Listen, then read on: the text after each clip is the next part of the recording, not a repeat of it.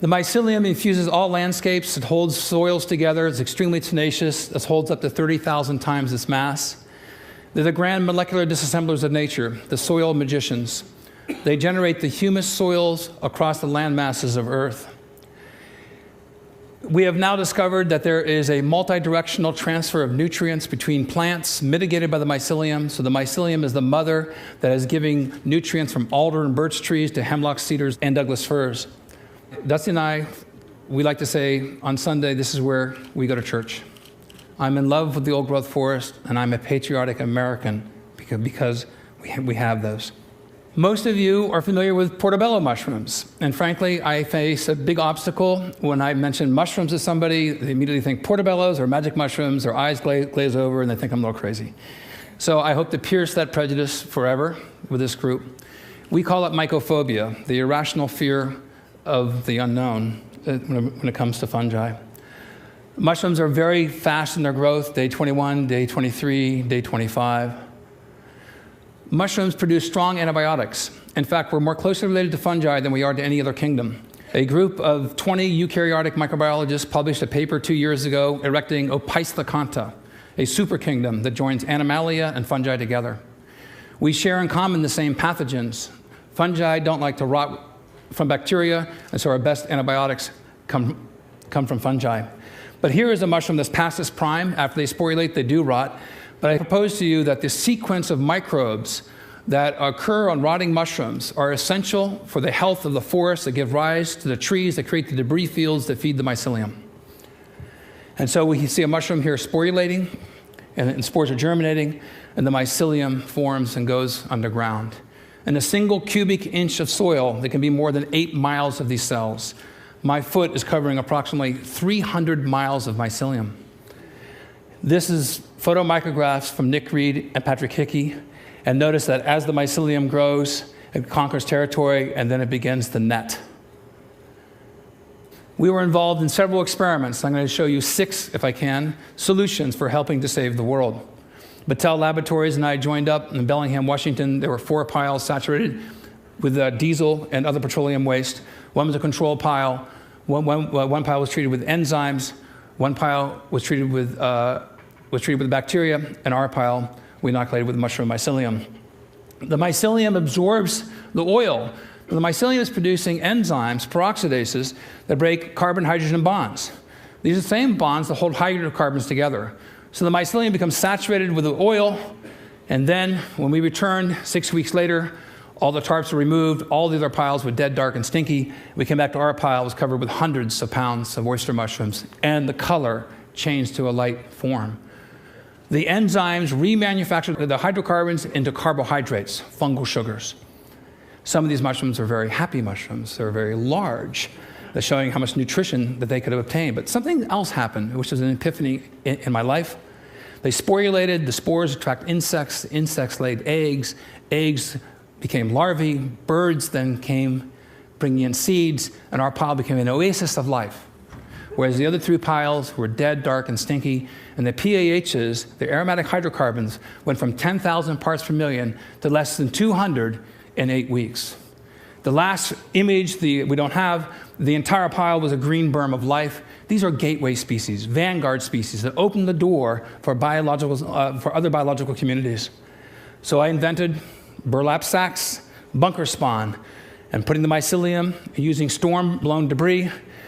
You can take these burlap sacks and put them downstream from a farm that's producing E. coli or other waste, or a factory with chemical toxins, and it leads to habitat restoration.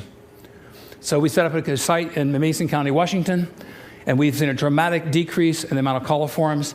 And I'll show you a graph here. This is a logarithmic scale, 10 to the 8th power. There's more than 100 million colonies per gram, and 10 to the 3rd power is around 1,000.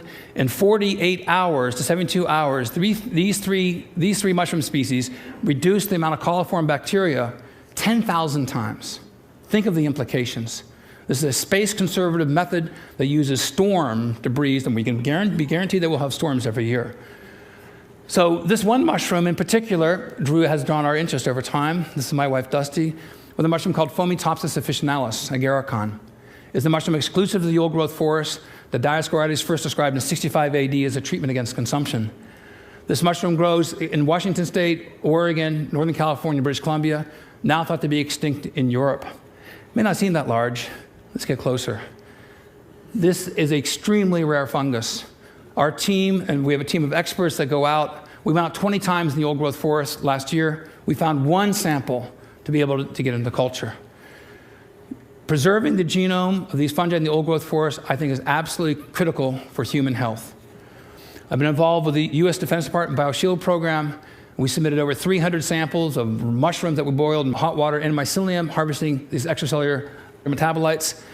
And a few years ago, we received these results.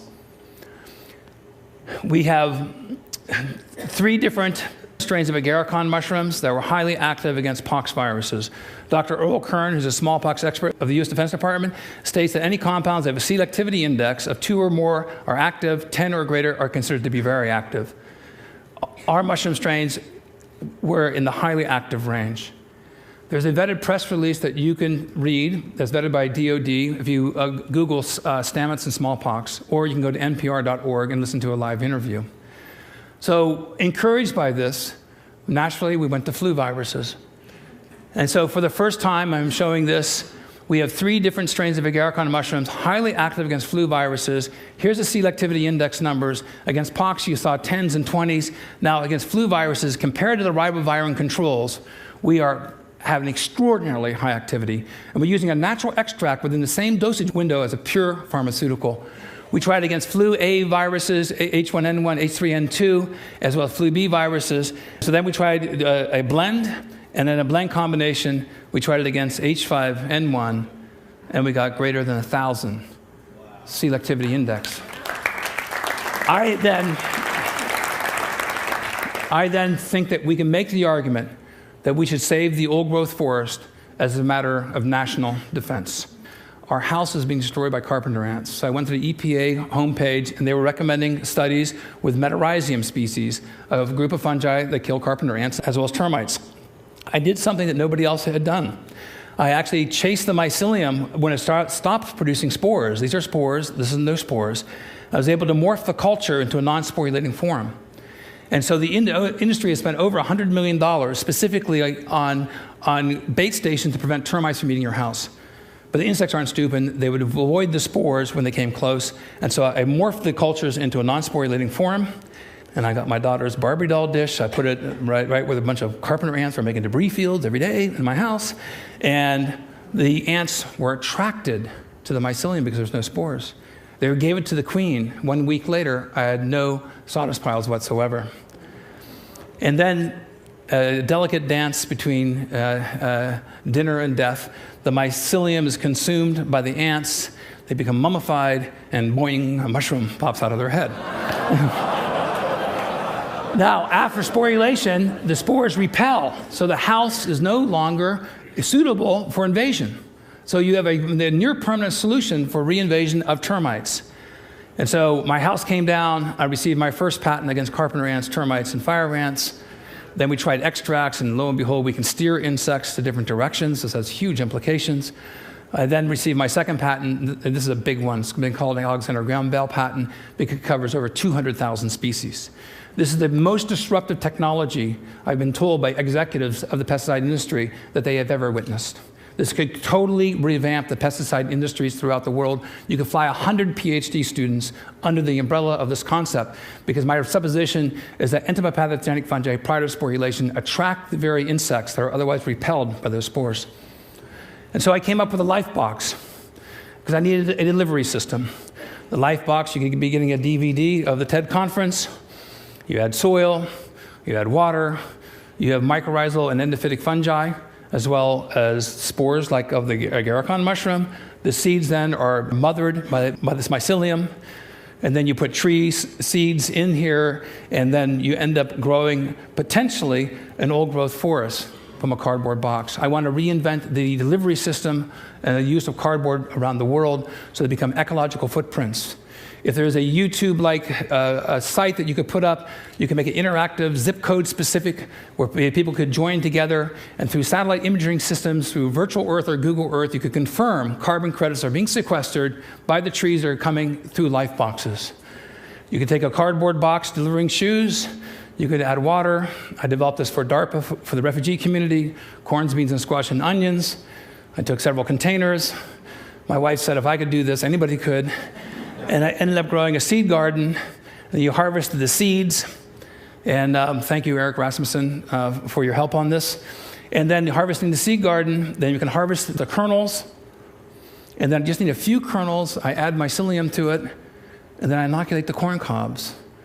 Now, 3 corn cobs, no other grain, lots of mushrooms begin to form, too many withdrawals from the carbon bank. And so this population will be shut down. But watch what happens here. The mushrooms that are harvested, but very importantly, the mycelium is converted to cellulose and to fungal sugars. And so I thought, how could we address the energy crisis in this country? And we came up with ethanol. Generating ethanol from cellulose using mycelium as an intermediary, and you gain all the benefits that I've described to you already. But to go from cellulose to ethanol is ecologically unintelligent, and I think that we need to be ecologically intelligent about the generation of fuels so we build the carbon banks on the planet, renew the soils. These are the species that we need to join with. I think engaging mycelium can help save the world. Thank you very much.